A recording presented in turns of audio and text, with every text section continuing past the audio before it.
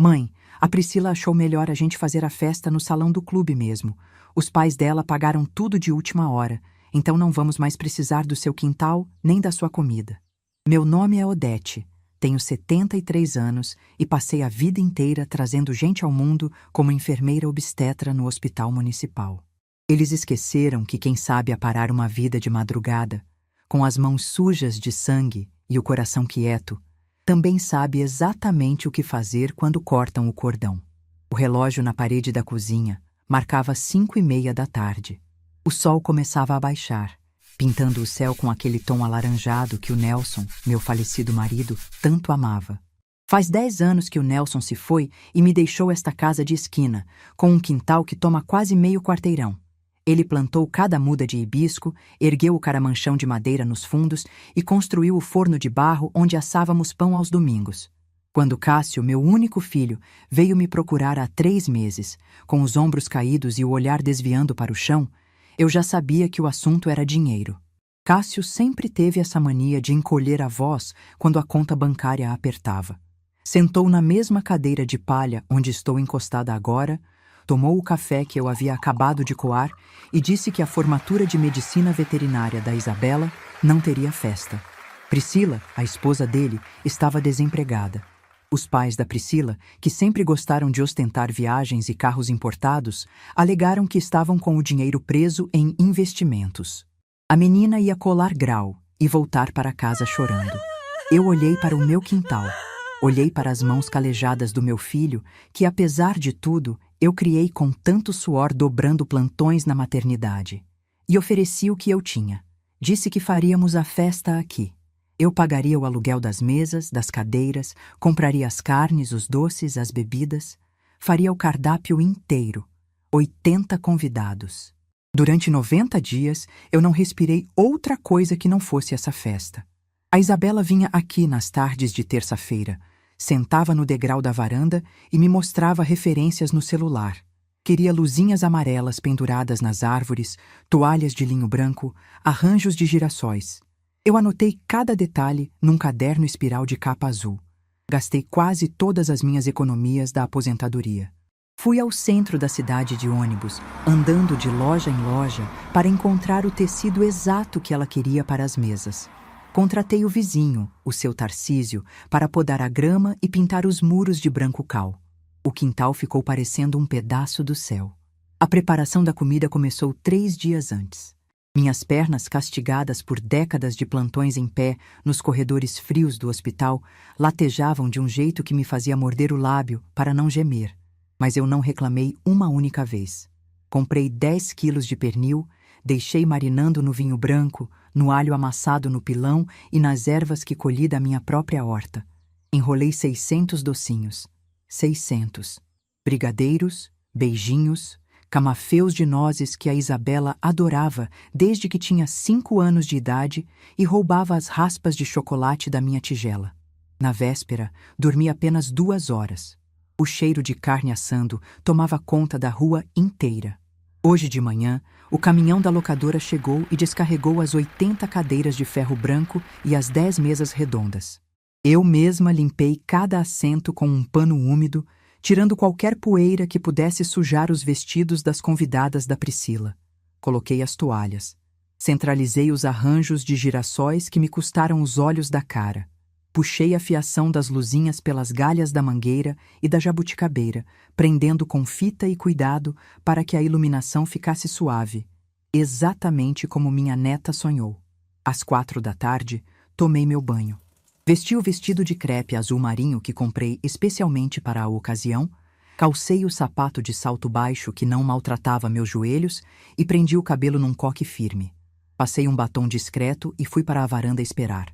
O combinado era que Cássio, Priscila e Isabela chegassem às 5:30 para tirar as fotos com a luz do entardecer antes que os convidados começassem a chegar às 6. As travessas de porcelana repletas de comida já estavam dispostas na mesa principal sob o caramanchão. As bebidas gelavam nos grandes freezers alugados que ronronavam baixinho no canto da área de serviço. O quintal estava um deslumbre. O vento bateu, balançando as luzinhas amarelas que eu já havia aceso. E por um instante, eu vi o Nelson ali, escorado na porta da cozinha, sorrindo orgulhoso do que eu tinha feito. Às 6 horas em ponto, o som de pneus freando bruscamente na frente do portão quebrou o silêncio. Não era a van alugada que traria os amigos da faculdade. Era o carro do Cássio. O portão de ferro rangeu quando ele empurrou. Ele entrou sozinho. Notei logo de cara que ele estava apressado. Não usava o terno que havíamos escolhido juntos, mas uma camisa social amarrotada, com a gravata frouxa. Ele não olhou para as mesas perfeitamente alinhadas. Não olhou para os girassóis. Não olhou para as travessas de pernil fumegante, nem para as centenas de doces alinhados em forminhas peroladas. Ele olhou para o relógio no próprio pulso. Caminhei até ele, limpando as mãos no avental de renda que eu ainda usava por cima do vestido azul. O sorriso que eu trazia no rosto começou a desmanchar antes mesmo de ele abrir a boca. O ar em volta dele estava pesado, carregado daquela covardia que eu conhecia desde que ele era menino e quebrava um copo, tentando esconder os cacos debaixo do tapete. Filho, cadê a Isabela? Os convidados já devem estar chegando. Os pais dela resolveram pagar tudo de última hora. Alugaram o salão de cristal, contrataram um buffet chique. A Isabela já está lá com as amigas. A gente não vai mais precisar do seu quintal nem da sua comida. Eu gastei o dinheiro da minha poupança. A Isabela escolheu tudo isso aqui comigo. É o futuro da Isabela. As pessoas importantes vão estar lá. Você entende, né? E os convidados que viriam para cá? Perguntei, a garganta apertando de um jeito que me fez engolir em seco. A gente já avisou todo mundo pelo WhatsApp ontem à noite. Passamos o endereço do clube. Todo mundo já está indo para lá. Enquanto eu acordava às 5 da madrugada para limpar as cadeiras, eles já sabiam. Deixaram que eu gastasse meu corpo, meu dinheiro e meu tempo, apenas porque não tiveram a coragem de me mandar uma mensagem. Ou pior, porque para eles, o meu esforço não valia o incômodo de uma conversa. Você está me dizendo que a minha neta não vem, constatei, sentindo o peso das palavras afundando no meu peito. Ela pediu desculpas, mãe. Mas sabe como é jovem, está eufórica com o salão novo, a banda. Olha, eu preciso ir. Deixei a Priscila esperando no carro e a gente ainda tem que receber o pessoal lá na porta do clube. Aparece lá mais tarde se quiser. Mas não precisa levar nada, o buffet já está pago. O som do motor acelerando e o pneu cantando na esquina foram as últimas coisas que ouvi antes que o silêncio absoluto tomasse conta do meu quintal. Fiquei ali, em pé, no meio do gramado. O vento soprou de novo, trazendo o cheiro do pernil assado e das ervas frescas. O sol terminou de se esconder atrás do muro, deixando apenas a luz amarela das lâmpadas penduradas nas árvores. 80 cadeiras brancas, vazias. 10 mesas perfeitamente arrumadas, vazias. O silêncio era tão espesso que eu podia ouvir o zumbido das moscas começando a rondar as travessas de comida. Dei alguns passos lentos pelo caminho de pedras. Toquei o encosto de uma das cadeiras de ferro. Estava fria. O trabalho de meses, as economias de anos, o amor de uma avó que sempre foi deixada à margem. Tudo ali, descartado como se fosse lixo. A humilhação queimava no meu estômago.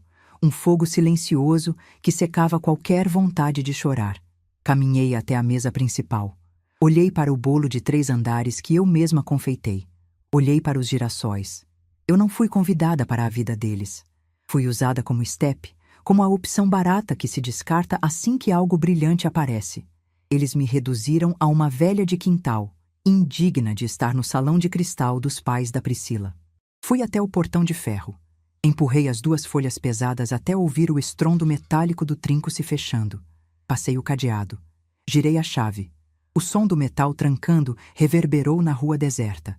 Apoiei as mãos nas grades frias, sentindo a aspereza do ferro contra a pele fina dos meus dedos. O arrepio que subiu pela minha espinha não era de frio, e muito menos de tristeza. Era uma clareza absoluta, fria e cortante. Eles acharam que podiam simplesmente me apagar, me deixar no escuro com o que sobrou. Virei as costas para a rua e caminhei de volta para a minha casa, passando pelo mar de cadeiras vazias, sem desviar o olhar. Subi os 3 degraus da varanda, abri a porta da cozinha e entrei. A luz fluorescente piscou antes de firmar. Parei no meio do cômodo, tirei o avental de renda e joguei sobre a bancada. Fiquei ali, ouvindo o som da minha própria respiração pesada, antes de fechar a porta de madeira atrás de mim. A cozinha ainda guardava o calor do forno que trabalhou sem parar. O cheiro de açúcar queimado e canela estava impregnado nas cortinas, nos azulejos, na minha própria pele. Caminhei até a pia e liguei a torneira. A água fria correu pelos meus pulsos, lavando o restinho de farinha que ainda se escondia debaixo das minhas unhas. Observei a água escorrer pelo ralo, formando um redemoinho escuro. Cada gota parecia carregar um pedaço da ilusão que eu alimentei durante toda a vida. A ilusão de que a devoção de uma mãe seria um dia escudo suficiente contra a indiferença de um filho. Enxuguei as mãos num pano de prato limpo. Meus olhos varreram a bancada onde repousava o caderno azul espiral. As anotações da Isabela, os desenhos das luzinhas, os cálculos de quantos quilos de carne seriam necessários.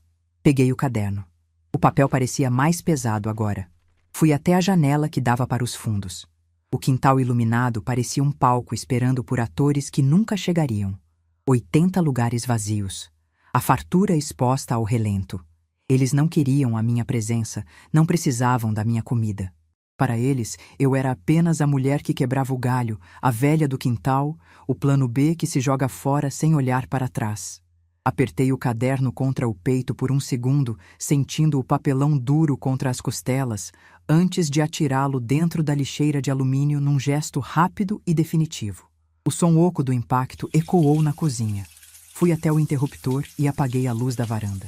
Deixei apenas a escuridão da casa fazer companhia ao brilho inútil das luzinhas amarelas lá fora. Caminhei até o corredor escuro, o salto do meu sapato batendo no piso de taco, cada passo marcando o fim de uma era de servidão silenciosa.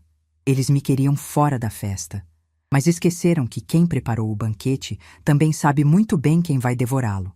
Fechei a porta do meu quarto, deixando o silêncio da noite engolir a casa. O quarto estava escuro e cheirava a lavanda, o mesmo cheiro que me acompanhou nas madrugadas mais pesadas do hospital. Sentei na beirada da cama de casal, o colchão cedendo sob o meu peso, e desabotoei o vestido de crepe azul marinho. O tecido escorregou pelos meus ombros, frio e inútil. Dobrei a peça com a mesma precisão de quem dobra um lençol de maca e guardei na última gaveta da cômoda. Não haveria mais festa de gala. Calcei meus sapatos brancos de enfermagem, aqueles de solado grosso de borracha que conhecem o formato exato da minha exaustão, e vesti uma calça de algodão e uma blusa velha de botão. O luto pela família que eu achava ter durou exatos 20 minutos. O relógio de pulso marcava 6h40 da noite. Lá fora, o pernil ainda estava quente. Voltei para a cozinha. O silêncio da casa parecia zombar de mim, mas eu já havia passado tempo demais ouvindo o choro de recém-nascidos para me assustar com o vazio. Fui até a gaveta do armário de mogno e tirei de lá uma caderneta de capa preta, gasta nas pontas, onde guardo meus contatos de uma vida inteira. Folheei as páginas amareladas até a letra M. Marta. Fazia 5 anos que eu não ligava para ela, desde que o Nelson adoeceu, mas o número de telefone fixo continuava o mesmo.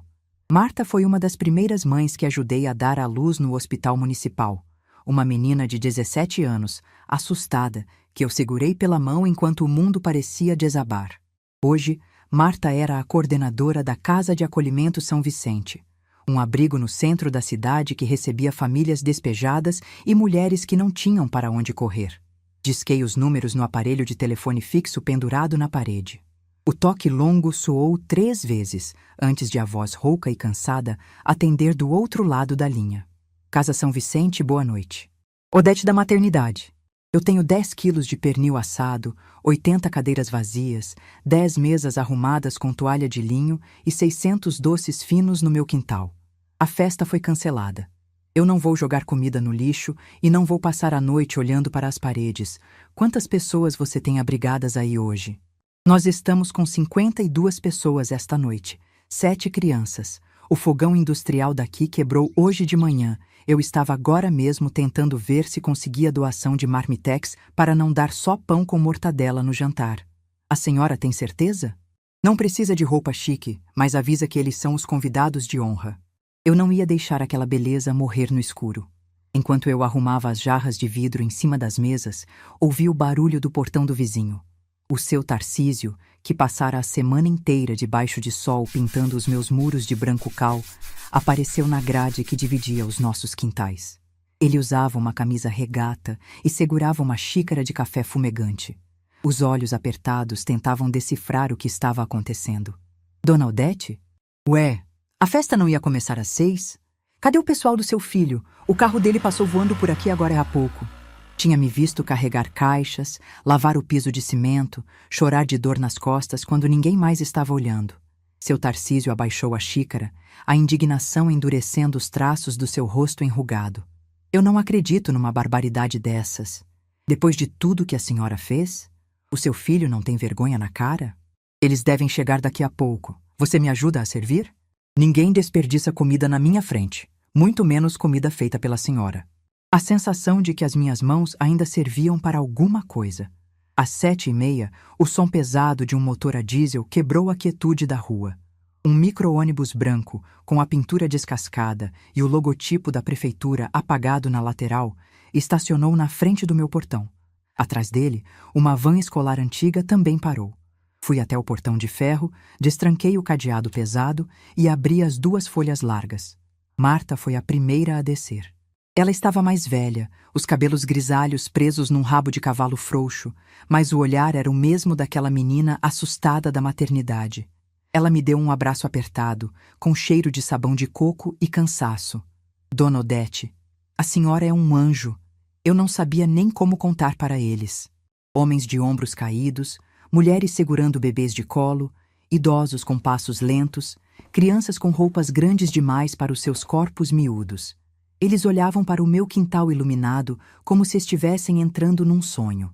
As mesas arrumadas, os arranjos de girassóis reluzindo sob a luz amarela, o cheiro inebriante de carne assada dominando o ar. Havia um receio inicial, uma vergonha de pisar naquele chão impecável com seus sapatos gastos. Eu me posicionei na entrada do caramanchão, cruzei as mãos na frente do corpo e falei alto, com a mesma voz de comando que eu usava para organizar a ala de triagem do hospital. Boa noite a todos. Podem entrar, por favor. Sentem onde quiserem. As mesas são de vocês. A comida está servida e não tem hora para acabar. As crianças correram para as cadeiras de ferro, maravilhadas com o tecido macio das toalhas de linho. Os adultos se acomodaram, ainda contidos, murmurando agradecimentos, enquanto o seu Tarcísio começava a circular com as bandejas de carne fumegante. Eu peguei os pratos e fui servindo um por um. Não deixei que fizessem fila. Eu exigi que eles ficassem sentados enquanto eu e o vizinho levávamos a comida até eles. Quando cheguei na mesa perto da jabuticabeira, um menino de uns 6 anos, com a bochecha suja de terra e os olhos enormes, puxou a manga da minha blusa. Tia, eu posso comer aqueles docinhos ali também? A minha mãe falou que é só de enfeite. A lembrança da Isabela, minha neta, roubando as raspas de chocolate na minha cozinha, cortou o meu peito por 1 milésimo de segundo. Engoli a dor junto com a saliva. Pode comer todos que você aguentar, meu filho. Eles foram feitos exatamente para você. O som de risadas, de talheres batendo nos pratos e de conversas animadas encheu o vazio que o Cássio tinha deixado. Aquele quintal voltou a ser o que o Nelson sempre quis, um lugar de vida, de barulho, de fartura. Eu circulava pelas mesas, enchendo os copos, cortando mais bolo, me certificando de que ninguém sairia dali com o estômago roncando. Foi por volta das 9 da noite que percebi a Marta parada perto do forno de barro, com o celular apontado para o quintal inteiro. Ela estava gravando um vídeo. Caminhei até ela, limpando as mãos no avental. O que você está fazendo, Marta? Precisam ver a dignidade que a senhora devolveu para essa gente hoje. A maioria deles nunca sentou numa mesa de linho na vida. Nunca comeu num prato de porcelana. A Priscila achava que não era adequado para a família importante dela. A clareza fria que me tomou quando tranquei o portão mais cedo voltou com força total. Eu não sou mulher de barraco, não sou de gritar na rua. Eu sou estrategista. Eu crio caminhos onde os outros veem portas fechadas. Pode postar, Marta. Posta tudo. Tira foto das mesas, do bolo, da carne e faz um favor para mim. Na hora que você for escrever o texto agradecendo, coloca o motivo da festa. Escreve assim: banquete doado pela avó Odete em comemoração à formatura da sua neta Isabela, filha do Dr. Cássio e da senhora Priscila. Coloca os nomes completos deles. Que profissão linda ela escolheu. Eu vou até marcar o perfil da clínica veterinária do seu filho, que ele inaugurou no centro. Eu sigo eles na internet. Ajuda a dar mais visibilidade para a nossa causa. O frescor da noite começou a tomar conta do ar. O Cássio e a Priscila achavam que podiam me excluir da festa da minha própria neta. Eles achavam que bastava mudar o endereço para apagar o meu esforço. Eles esqueceram que, hoje em dia, o endereço físico não é o único lugar onde uma festa acontece. O celular da Marta continuava gravando, capturando cada sorriso, cada mordida, cada detalhe do luxo que foi rejeitado. As luzinhas amarelas piscaram, como se concordassem comigo. O golpe deles tinha sido silencioso. A minha resposta, no entanto, faria um barulho que nenhuma parede de cristal seria capaz de abafar. A semente estava plantada na tela luminosa daquele aparelho, e eu só precisava esperar o sol nascer para ver o desespero florescer no rosto do meu filho. Fui até a pia, abri a torneira e lavei minhas mãos de novo.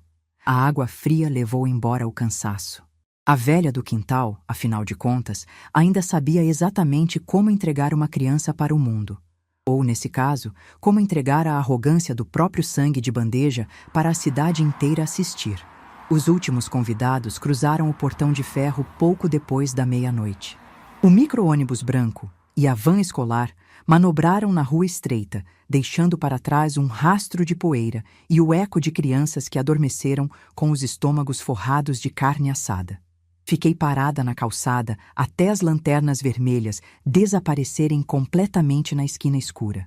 O vento da madrugada bateu no meu rosto, frio e cortante, carregando o cheiro de fumaça do forno de barro que começava a esfriar lentamente. Tranquei o cadeado pesado mais uma vez. O quintal agora estava em desordem, mas era uma desordem viva, real.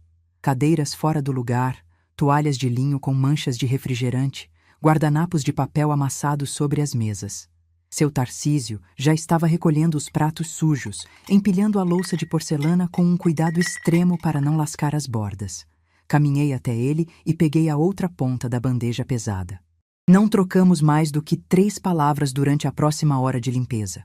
O som da água corrente na pia da área de serviço e o bater abafado dos talheres sendo lavados preenchiam o vazio da noite. Minhas pernas formigavam do joelho para baixo, reclamando do esforço contínuo. A dor lombar, velha conhecida dos intermináveis plantões noturnos na maternidade municipal, fincava suas garras na base da minha coluna. Mas eu não parei. Esfreguei cada travessa de vidro com sabão de coco, enxaguei bem e sequei com os panos de prato limpos que o Nelson adorava comprar na feira de domingo. Quando a última colher foi guardada na caixa de plástico da locadora, seu Tarcísio secou as mãos enrugadas na calça jeans gasta. Ele olhou para o relógio de pulso, depois para o meu rosto marcado pelas horas sem dormir. Ele sabia, pela experiência dos próprios anos, que a pior parte de uma casa vazia não é o eco nas paredes, é o momento exato em que a gente deita a cabeça no travesseiro e a memória resolve falar alto. Ele me deu um aceno curto e silencioso, pulou a mureta baixa de volta para o quintal dele e sumiu no escuro. Apaguei as luzinhas amarelas da mangueira e da jabuticabeira. O quintal voltou a ser apenas um pedaço de terra e cimento sob a lua minguante. Entrei em casa, tranquei a porta da cozinha e fui direto para o quarto. Não tomei banho. Apenas tirei os sapatos brancos de solado grosso de borracha, deitei de bruços na cama de casal e deixei que a exaustão física desligasse o meu corpo antes que o meu cérebro pudesse processar o peso da traição do meu próprio filho.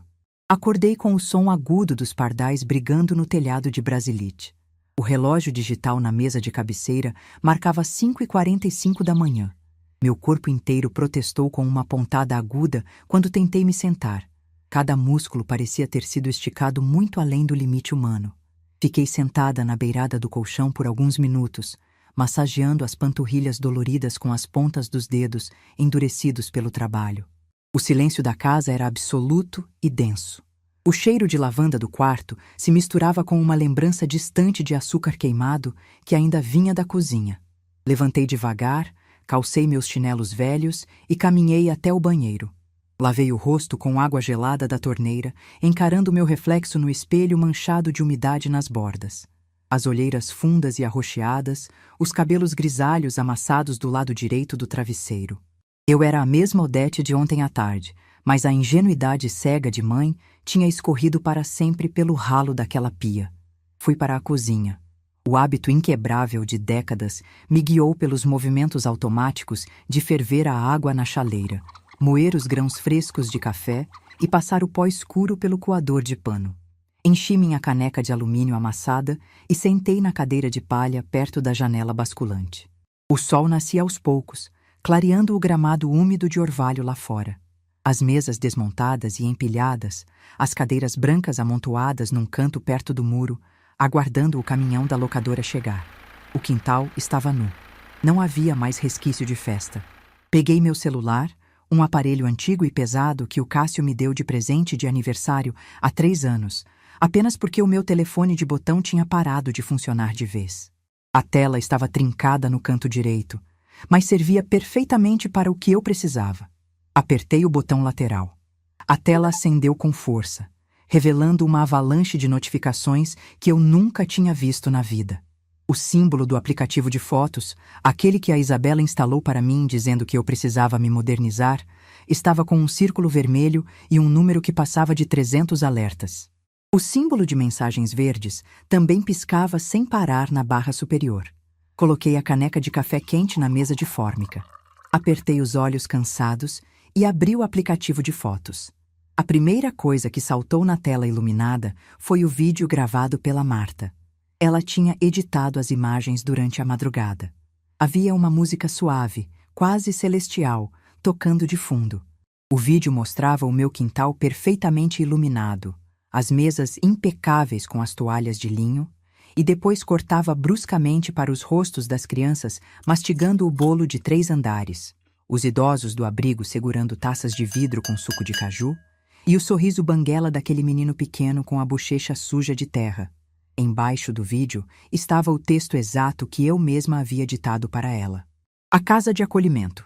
São Vicente agradece imensamente o banquete de gala doado pela senhora Odete em comemoração à formatura de medicina veterinária de sua neta Isabela, filha do Dr. Cássio e da senhora Priscila. Uma família abençoada que escolheu abrir mão do próprio luxo para alimentar aqueles que não têm nada nesta cidade.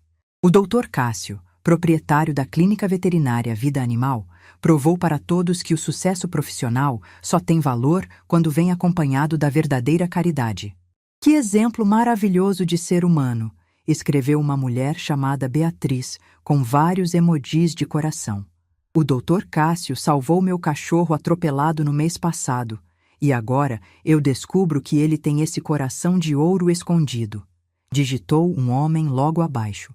A Priscila sempre foi tão elegante nas roupas e agora mostra que é tão caridosa por dentro. A ironia era uma lâmina fina e afiada que cortava o ar sem fazer uma gota de sangue. A Marta havia marcado o perfil comercial da clínica veterinária, o perfil pessoal da Priscila e o perfil da Isabela. O vídeo já tinha sido compartilhado centenas de vezes. O jornal local da nossa cidade tinha comentado a publicação com palmas digitais. Tomei um gole do café preto. O líquido desceu quente, aquecendo o peito frio. Eles me descartaram no escuro do meu próprio quintal para poderem brilhar sob os lustres do salão de cristal dos ricaços. Agora, a cidade inteira estava aplaudindo de pé a generosidade e a humildade que eles nunca tiveram. O Cássio não podia desmentir uma palavra sequer. Se ele viesse a público na internet dizer que não doou comida nenhuma, que a mãe dele agiu pelas costas dele simplesmente porque ele a excluiu da festa no último minuto, a reputação de bom moço caridoso desmoronaria em minutos. Ele estava totalmente encurralado pelos elogios públicos que não merecia.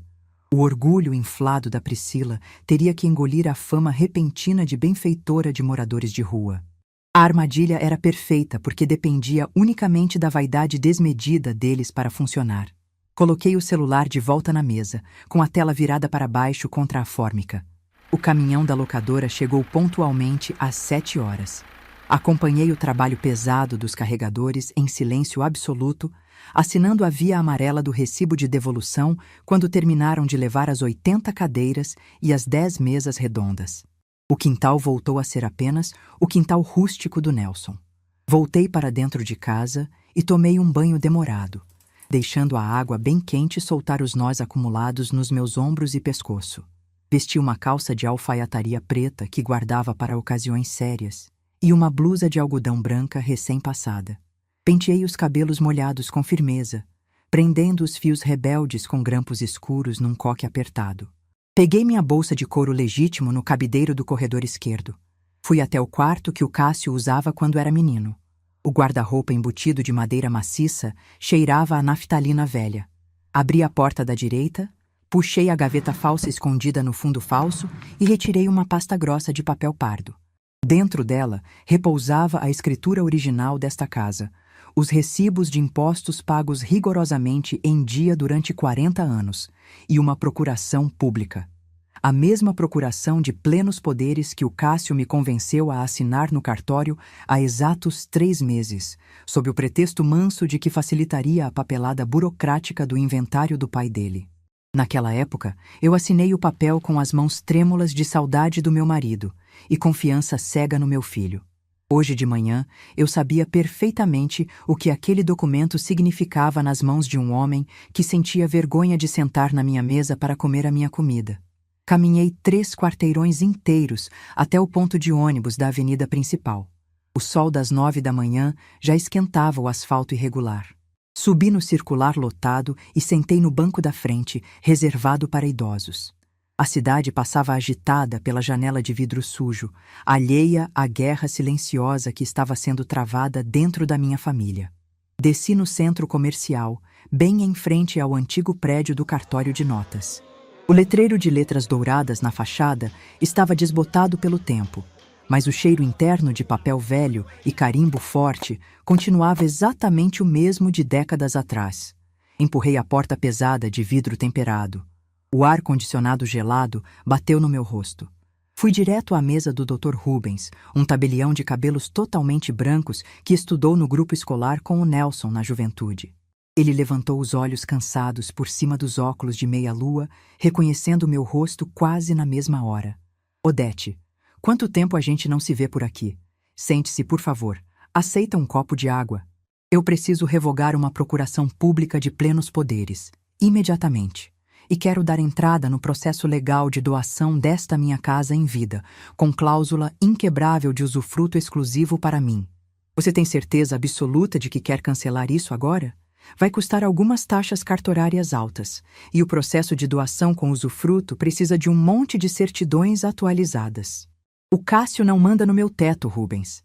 Eu não vou deixar o suor de uma vida inteira do Nelson virar moeda de troca ou investimento nas mãos dos pais da Priscila. Eu quero o documento oficial de revogação pronto para eu assinar agora mesmo.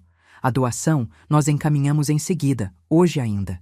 Sabia muito bem que uma mãe idosa não revoga os poderes legais do único filho sem um motivo sombrio que estraçalha a alma.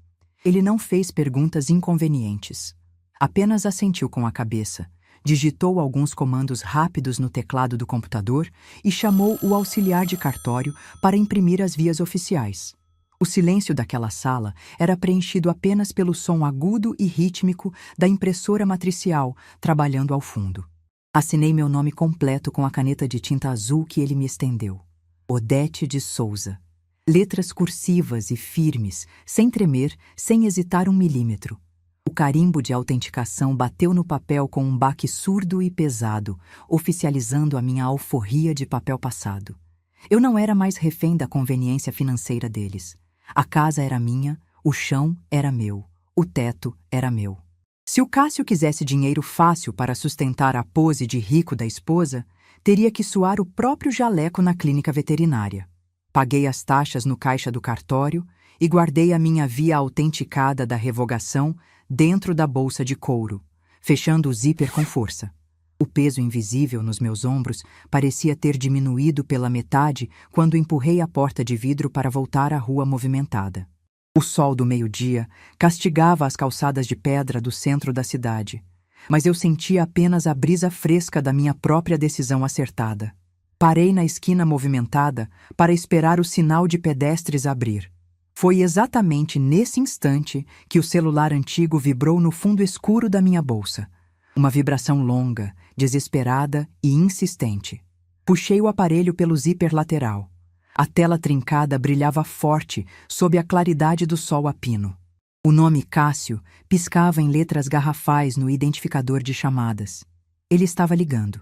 A festa luxuosa no salão de cristal devia ter acabado no meio da madrugada, a bebedeira devia ter passado, e o choque da realidade pública da internet acabara de acordá-lo. O sinal abriu com um bip sonoro. As pessoas começaram a atravessar a faixa de pedestres apressadas, esbarrando de leve nos meus ombros. Mas eu continuei parada na borda da calçada de cimento, encarando a tela luminosa piscar sem parar. A respiração ofegante e o pânico que eu imaginava do outro lado da linha eram a trilha sonora perfeita para coroar a minha manhã. Deixei o aparelho tocar na minha mão, até a chamada cair direto na caixa postal. Guardei o celular de volta na bolsa, ajeitei a alça confortavelmente no ombro e atravessei a rua a passos lentos e seguros. A velha inútil do quintal já não tinha mais pressa nenhuma para atender quem quer que fosse. O carro prata importado do meu filho estava estacionado torto, com 2 rodas em cima do cimento rachado da minha calçada, quando virei a esquina da rua de casa. O motor continuava ligado, soltando um ronco baixo e constante, exatamente como na tarde anterior, quando ele fugiu daqui, deixando para trás o banquete intacto da própria filha. Cássio andava de um lado para o outro, na frente do meu portão de ferro, o celular grudado na orelha esquerda, a mão direita esfregando a nuca com aquela força nervosa de quem está prestes a perder o controle. Dentro do veículo, com os vidros escuros levantados e o ar-condicionado certamente no máximo para combater o calor implacável do meio-dia, a silhueta de Priscila se mexia impaciente no banco do carona. Apertei a alça da bolsa de couro contra o corpo. O suor umedecia a gola da minha blusa branca de algodão, mas eu não acelerei o passo. Continuei caminhando no meu ritmo, sentindo o sol queimar o topo da minha cabeça, o peso das décadas de plantões nas minhas pernas e a leveza absoluta da procuração revogada dentro da minha bolsa. Quando cheguei a menos de 5 metros de distância, Cássio finalmente me viu. Ele abaixou o celular bruscamente, o rosto vermelho, os olhos arregalados de quem passou a noite em claro, tentando apagar um incêndio invisível. Ele não esperou que eu chegasse até a tranca. Deu passos largos na minha direção, bloqueando a calçada com o corpo alto e os ombros tensos.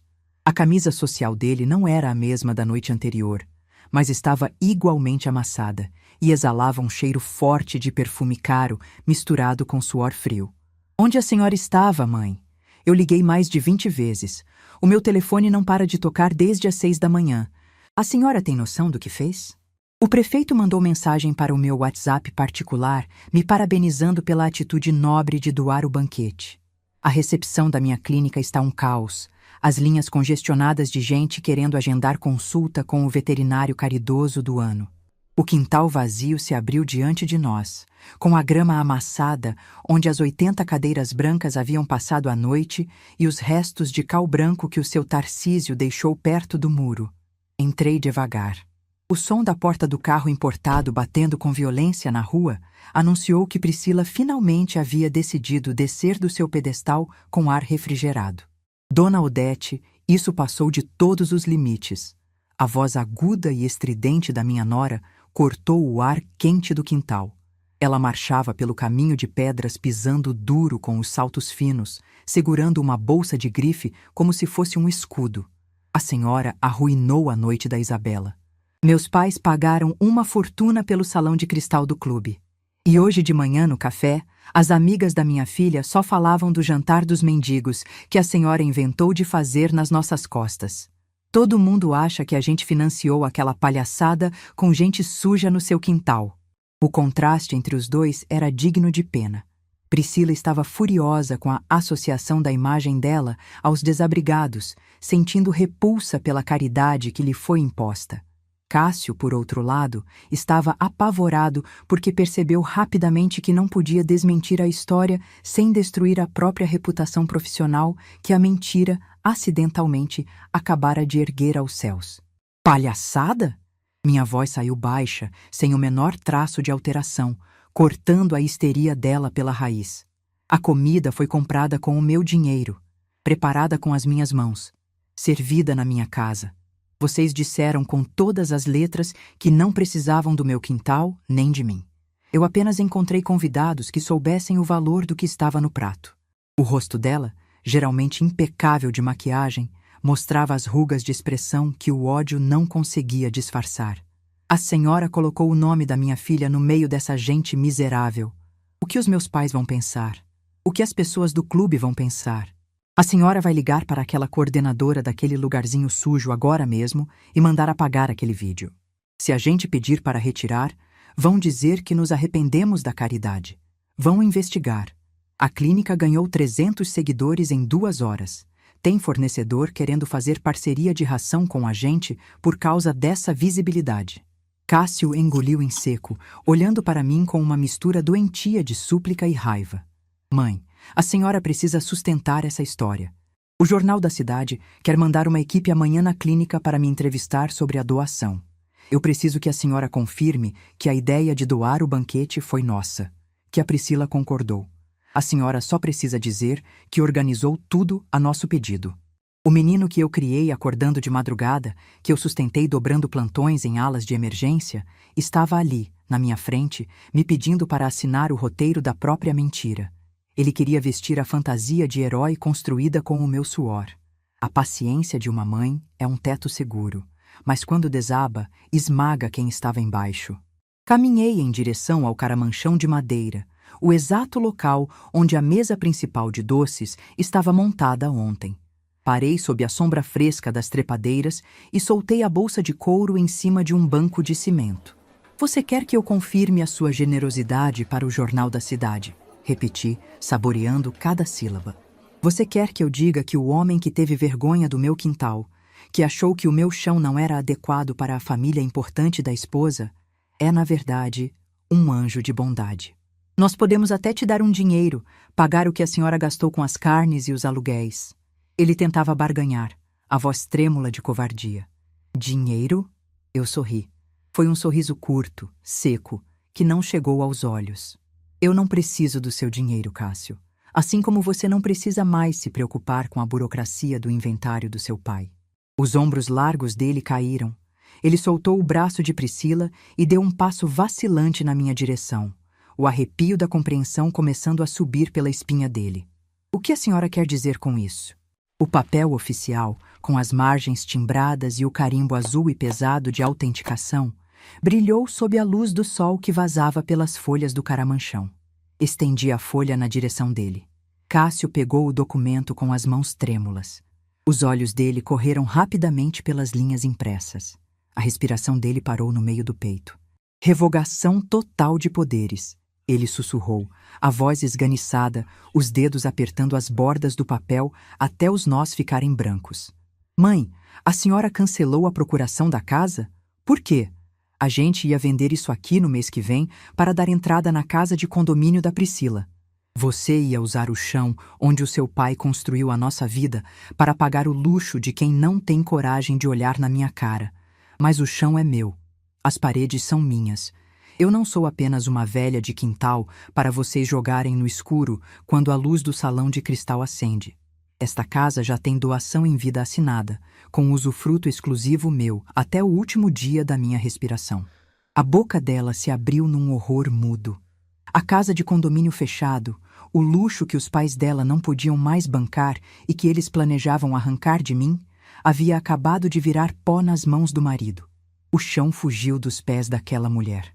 Ela olhou para as próprias unhas perfeitamente pintadas, depois para mim, a indignação sufocando na garganta dela, sem encontrar palavras.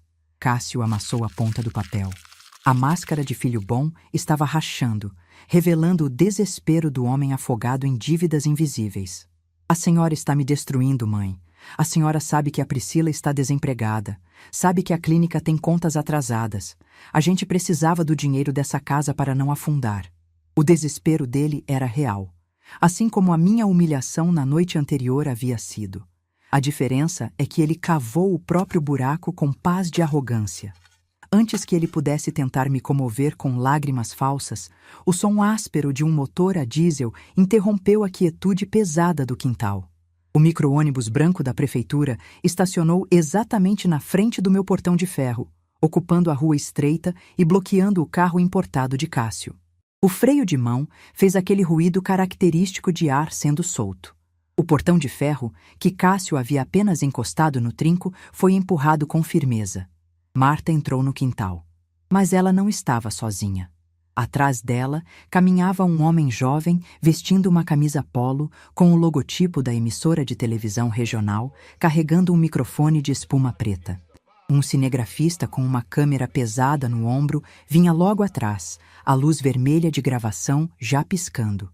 A coordenadora do abrigo abriu um sorriso largo e genuíno quando me viu sob o caramanchão, sem perceber o campo de guerra em que havia acabado de pisar.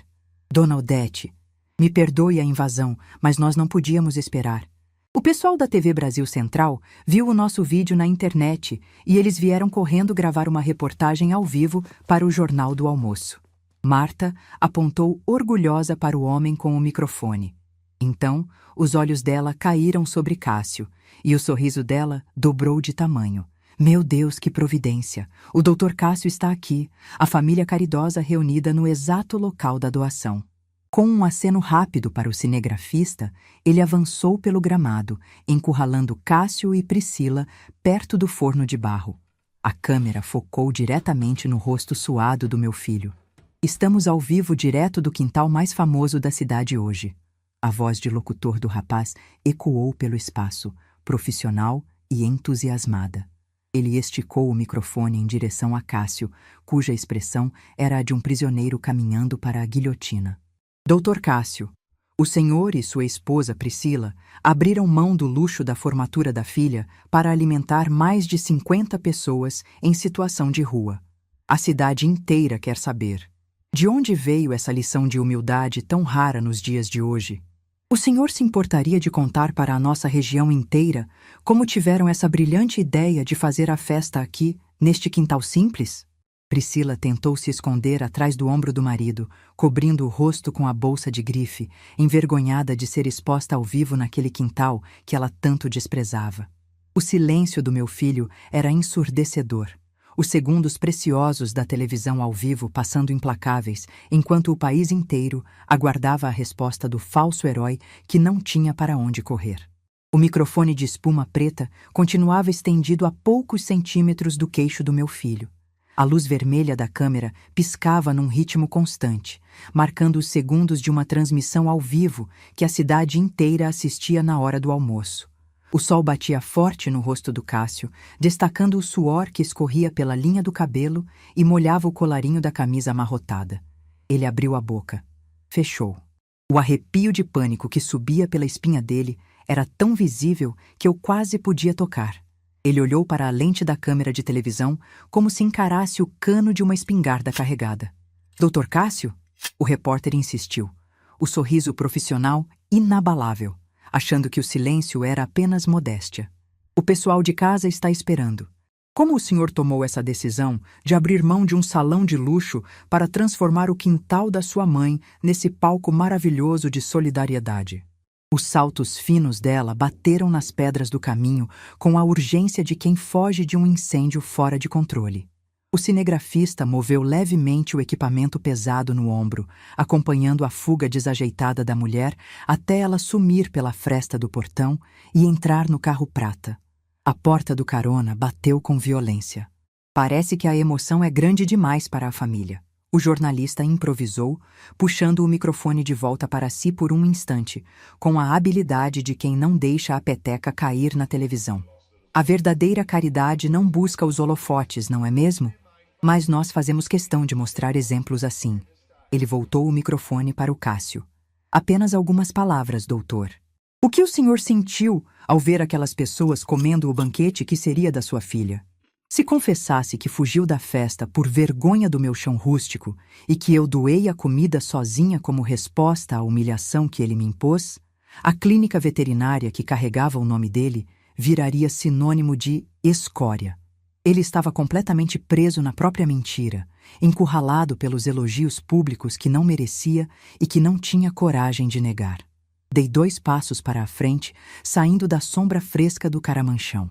A luz do sol do meio-dia bateu direto no meu rosto. Parei exatamente ao lado do meu filho. Senti o corpo dele enrijecer, esperando o golpe final.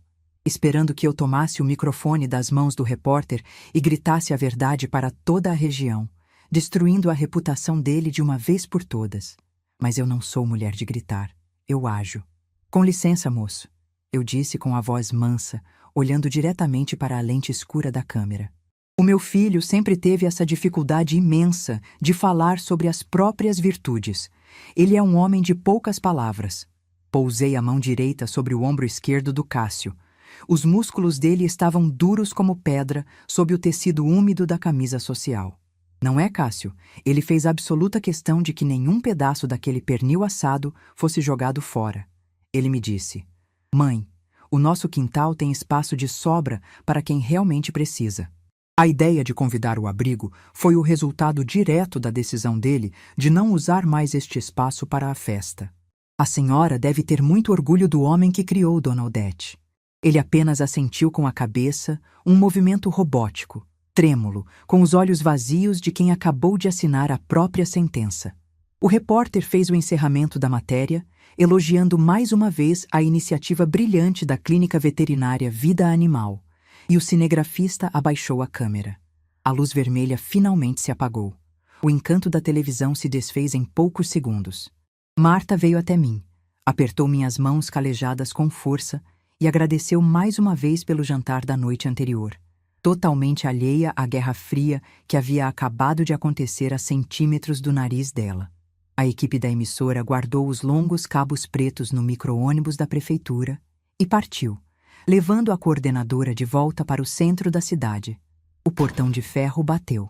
O silêncio tomou conta do meu quintal novamente. Cássio continuava parado no mesmo lugar, petrificado perto do forno de barro. Ele olhou para o chão de cimento rachado. Não havia mais raiva no rosto dele. Não havia mais aquela impaciência arrogante de quem achava que o meu tempo não valia nada. Havia apenas a ruína nua e crua. Ele percebeu, tarde demais, que a armadilha era insuperável. A doação da casa estava oficialmente revogada no cartório. O dinheiro alto que ele precisava para tapar os buracos do próprio luxo não existia mais. E a fama de bom moço caridoso que ele acabara de aceitar em rede nacional cobraria um preço que ele não tinha como pagar. Ele caminhou em direção à rua sem levantar os olhos para me encarar. Os ombros largos estavam caídos, os passos arrastados. Passou pelo portão aberto, entrou no carro importado onde Priscila o aguardava calada atrás dos vidros escuros e deu a partida. O som do motor foi se distanciando até sumir na esquina. Tranquei o cadeado pesado. Guardei a chave na bolsa de couro. Caminhei de volta para dentro de casa. Fui direto até o quarto do Nelson e guardei a pasta de papel pardo com a minha escritura no fundo falso da gaveta. A casa era minha. O silêncio, agora, também era. Os meses que se seguiram trouxeram as consequências com a precisão de um relógio antigo. A nossa cidade pequena não perdoa quem tenta viver acima do que o suor permite. Seu Tarcísio, que passa as tardes encostado na mureta de cal branco conversando com quem desce a ladeira da rua, foi quem me trouxe as notícias exatas pouco a pouco. A reportagem na televisão foi o começo do fim para a pose milionária do Cássio. A fama de veterinário caridoso atraiu centenas de pessoas humildes para a clínica dele no centro da cidade. Pessoas simples, trabalhadores rurais, donos de animais resgatados da rua, todos querendo consulta de graça. Afinal, o homem tinha doado um banquete de gala para moradores de rua, não negaria atendimento a um cachorro ferido. Cássio não podia cobrar. Se cobrasse os honorários normais, se recusasse o atendimento solidário, a mesma internet que o ergueu ao posto de santo o derrubaria com a fúria implacável da hipocrisia exposta. Ele passou a trabalhar de graça, consumindo os próprios estoques de medicamentos caros, sugando o pouco dinheiro que o caixa da clínica ainda tinha para manter a fachada. Em menos de 90 dias, a corda esticada arrebentou. Sem a venda da minha casa de esquina para cobrir os rombos financeiros, a clínica chique no centro foi fechada por falta de pagamento do aluguel comercial. O maquinário moderno de raio-x foi devolvido para o banco. Fiquei sabendo que ele alugou uma salinha minúscula num bairro afastado, perto da rodovia poeirenta, onde atende sozinho, sem secretária e sem ar-condicionado, tentando pagar as dívidas que o soterraram. Priscila teve um destino ainda mais amargo que a própria soberba. O dinheiro infinito dos pais dela, aquele que supostamente estava preso em investimentos e que pagou o salão de cristal, era apenas uma fraude contábil de anos. A bolha estourou em praça pública. O nome do pai dela saiu nas páginas policiais e no caderno jurídico do jornal da cidade. Os carros importados da família foram apreendidos pela justiça. A casa de condomínio fechado que eles tanto queriam comprar virou pó. Hoje, Priscila mora de aluguel num apartamento modesto de 2 quartos, trabalhando como recepcionista numa loja de tecidos na avenida principal para ajudar a pagar a faculdade da Isabela, que perdeu a bolsa de estudos integral. Eles nunca mais vieram ao meu quintal. Nenhuma ligação no telefone fixo. Nenhuma mensagem no aparelho celular de tela trincada. O silêncio deles não me dói nem um pouco. Pelo contrário, é o som cristalino da minha própria paz. Eu não cobrei vingança. Eu apenas deixei que a arrogância deles pagasse a própria conta no caixa da vida. O peso colossal da vaidade quebrou as pernas de quem tentou correr rápido demais usando os sapatos dos outros. O calendário folhinha pendurado na parede da minha cozinha marca o final do mês de novembro. O calor da primavera começou a trazer de volta o verde intenso das folhas da mangueira lá fora. O relógio de pulso marca 4:30 da tarde de um domingo. O sol começa a baixar no horizonte, pintando o céu daquele exato tom alaranjado que o Nelson tanto amava admirar. Visto meu avental de algodão cru. Minhas pernas não doem quase nada hoje. O solado grosso de borracha dos meus sapatos de enfermagem amortece meus passos confortáveis pelo corredor. Abro a porta de madeira da cozinha e saio para a varanda. O quintal está perfeitamente varrido.